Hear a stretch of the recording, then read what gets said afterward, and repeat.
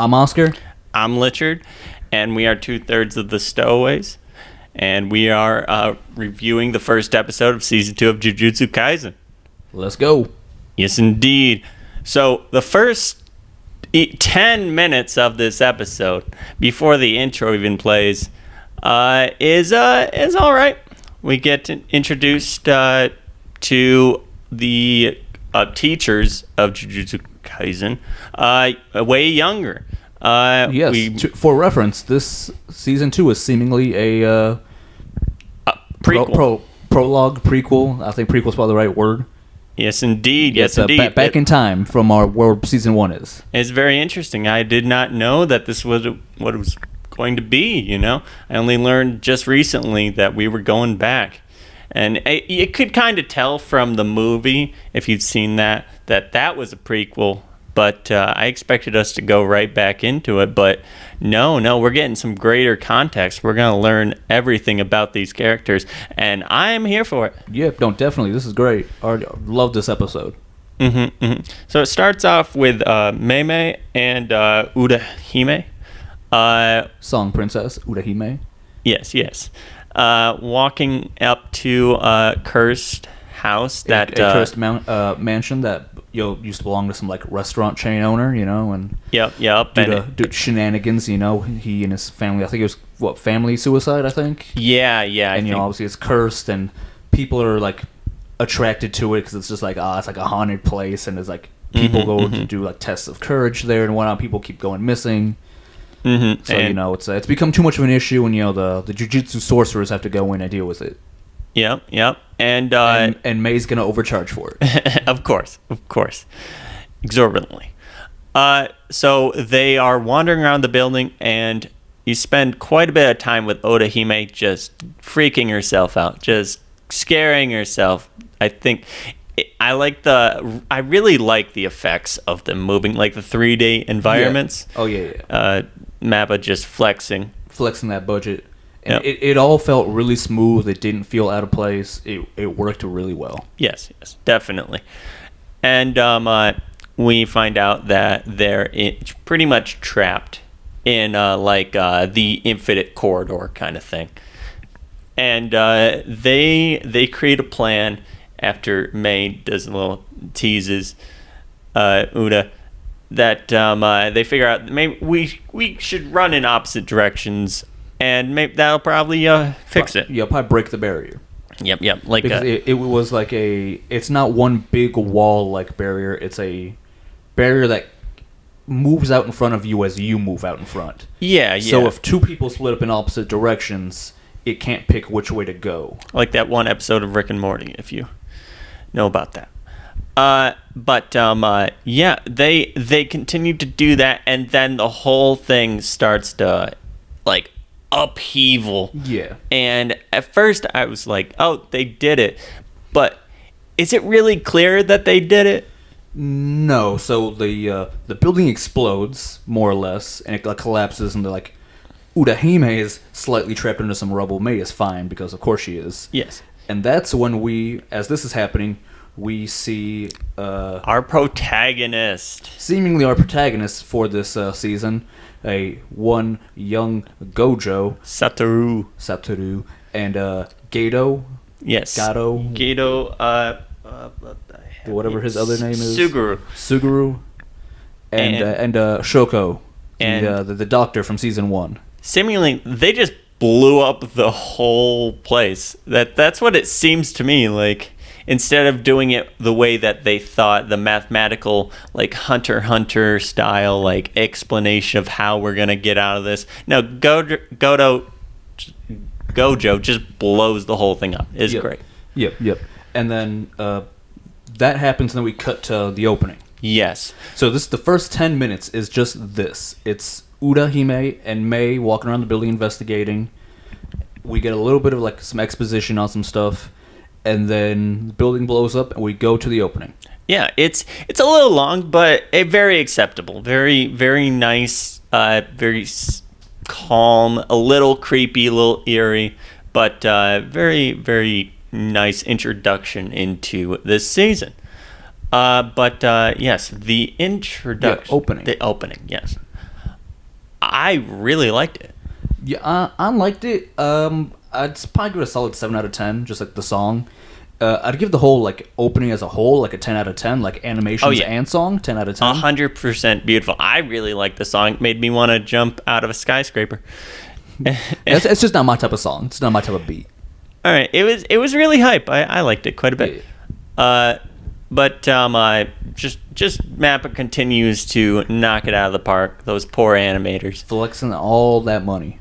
Yep. But I don't think there's too much else to say about that. Let's go on to the next. Yes. So the second half of the episode after the opening, there's some teasing back and forth between characters. Urahime runs up to Shoko and doesn't want her to turn into trash like Gojo and Geto because she thinks they're bums. Of course. Because they're kind of fucking dumb. They're super powered hobos, of course. Yeah, they're idiots. And as they're idiots proved by nobody bothered to put the veil up to cover up that they were like fighting a curse or whatnot. Oh, yeah. So this is fully open to the public. Like, this building just exploded. And they had to cover it up with like gas pipes exploded like later on, like in the news, to do damage control. No dignity. Yes, because they couldn't be bothered to put up the veil. To be fair, this was also partially Mei's fault because Urahime wanted to put the veil up before they went into the mansion. She's like, we don't need it. Yeah. It's inside. We don't need it yet. Yeah. But yes. We then move to they go back to school. Yes. Going to school. Oh, we should also mention, you mentioned before Shoko. I did not know who this character was until... Yeah. No. So even if you've seen season 1, you may not know who it is. Just because, like, she played a pretty minor role in season 1, all things considered. But it is, it's like the school nurse, like the doctor. Like, yeah. She was the one who wanted to do the autopsy when quotations, Yuji died. Quotations. Yeah, very, very surprised me. I'm glad to learn that because I thought like any character I'd seen that I didn't recognize was going to die. Yeah, so it was just like, oh, you're random NPC number 2. But no, she's a character. She is somebody. So we'll see. Hopefully more from her because I really hope to. I expect big things. You went to school with Gojo and Geto, so like, don't be the Sakura of the group. I bet she's gonna be Sakura, but I hope she's literally a medic, so I guess that works. I hope for the best. She did like literally scoot out the second things were going rough, so that's what to expect. But she is like a major part in the intro, so hopefully she gets more screen time. But we move to what was really interesting to me about this. Next part is Gojo and Geto playing basketball, and we learned from Zero that Geto is a complete cunt. So I shouldn't have said that. It's fine. And he literally views non-sorcerers as monkeys and whatnot. And somehow in the second season in the past, he was the one that was like, Jujitsu sorcerers protect the weak. And it's our duty as the strong to take care of those who can't really take care of themselves. And Gojo, while not being as awful as Geto is in the future, is basically making the argument, I'm powerful, I don't care, I'm powerful, I can do what I want. Basically, because I'm powerful and nothing else, the weak do not matter to me. And it's very interesting we get this in the first episode. I feel like this is going to be the thesis on how these characters change throughout this whole season. I think that's going to be the major plot line through this season is they're changing perspective. Gojo's going to go to like from not so caring to caring, and Geto's going to go from caring to not caring by the end of it. And I think that's going to be the big plot line, the big through line. I'm very excited to see how that happens because that is a big metamorphosis. You are swapping alignments, and that is a big deal. But then we basically move on to the explanation for the plot, what seems to be of the season, and we learn about like this ritual and what they call it, the star. Yeah, the something star, which honestly, when the first explained to me, it sounded pretty bad. Like you're sacrificing someone. Yeah, like basically. Tengen-sama, is like eternal. So like he needs to like receive a sacrifice, like a new vessel. Yes. Every couple, like however long. And if he uh, doesn't, he will like evolve too much, and it could be a harm to everyone. So he has to keep restarting. Now, they used a Digimon analogy in the episode where it's like we don't want him to go from like Greymon to War Greymon. It'd be too much. We won't just reset him at the beginning every. Gojo, big Digimon fan. Yeah, Very cool. Yeah, canon Gojo, big Digimon guy. Let's go. So this whole ritual is very interesting. Apparently, he protects the town. So they are sent, these idiots, the strongest idiots, to find the star plasma vessel. Yes. That is what it's called. And then we basically cut to the action because immediately they're having a conversation, arguing, and then a bomb on the goes phone. off. They're split up. Yes. I assume Gojo has finally cast the veil and he's outside. Oh yeah. And Geto is inside. They're on their shitty little flip phones because way to date your series. Let's go. And Geto rings the doorbell because they know where the vessel's at. It's a seemingly teenage girl because of course it is. Why wouldn't it be? And she's just falling out of. Yeah, like so an explosion goes off because there are two other groups also looking for this girl because they want Tengen-sama to evolve. They kind of want that chaos and the destruction that would come with it. So they want they don't want him to get his sacrifice so he can evolve and cause mischief and whatnot. So I assume one of the groups, I think it was like the Kagyu group, planted the bomb for whenever someone would ring the doorbell, and it just blew up. And so she's just falling out the skyscraper, the tall, like sky high, like fucking apartment complex she was in. And Geto, like the summoner he is, just flies out and grabs him, and it's.